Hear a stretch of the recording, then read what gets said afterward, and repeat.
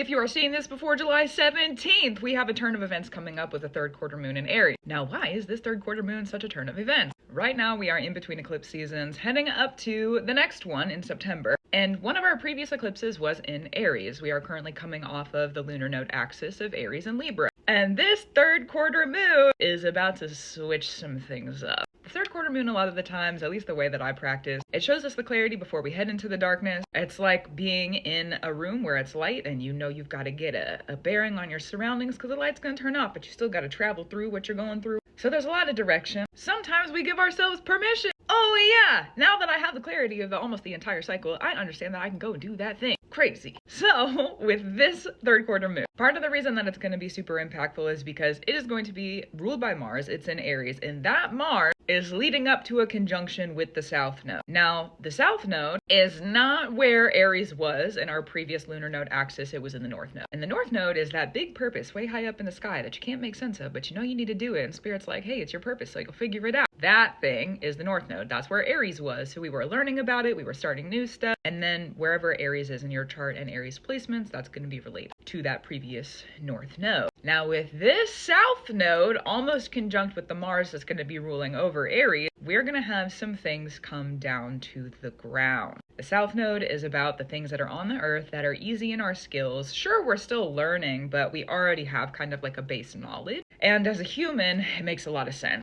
Whereas the North Node, again, we look at it and we're like, I don't know how to get there, but you know, Spirit will help me out. My practice will help me out. So because the South Node, easy stuff on the earth, is going to be involved with this third quarter moon in Aries, we can expect some bigger directional shifts right before we get into this next eclipse season, a turn of events. Do I know what that turn of events is going to be? No. But if you look in your chart and you look at the Aries placement, the house that Aries is in, and also where your Mars is and anything in the first house, that's going to let you know what to expect. This is also going to be kind of like a hard and fast switch up. Aries having been in the North Node, we had a lot of clarity on the mind, a lot of things rearranged in our head. Aries rules the mind, so that's where the North Node purpose was coming in for the previous about year and a half, 2 years. So with this third quarter moon, bringing in the South Node with Aries, Aries goes pretty quick. Aries is a fire starter and it's going to do it over and over and over again, especially with Saturn in Aries, where we are consistently having to light the fire and light the spark over and over and over again. And then Neptune being involved with that is going to be the spiritual spark of things. So something that has been hiding from you, something that has been, you know,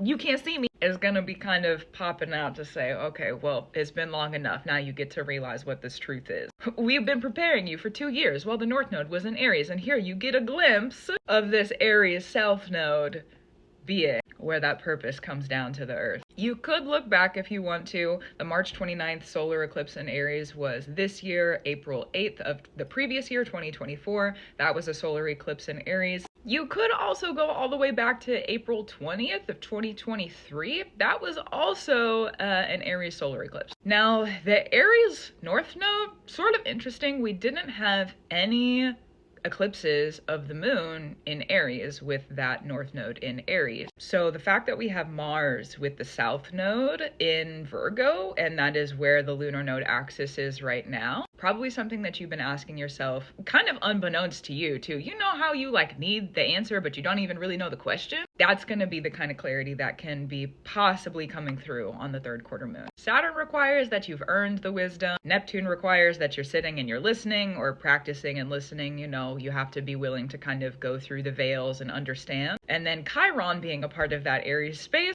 also going to ask that if anything triggering comes up, you sit with it. And it's also probably going to show you how much you've healed if that's something that you've been doing. Kind of a big third quarter moon. Normally I don't give big updates for the third quarter moons, but this one is a worthy update. So gratitude, reverence, and love to you. Keep up your brew. Keep doing what you need to do. I for sure will too. Again, this is happening on July 17th. So we got a couple days. Can you feel it? Because I can feel it. I can really, really feel it. That full moon, I was like, we're still headed up to something. Let the third quarter moon tell you the truth. Yep. And also tell you the truth of something from your youth. Aries has to do with the kids and like the start of life. So also look out for younger you, or like the truth of you as a child. Something similar to that could come through. Anyways, I'll talk to you soon, you know? Also true.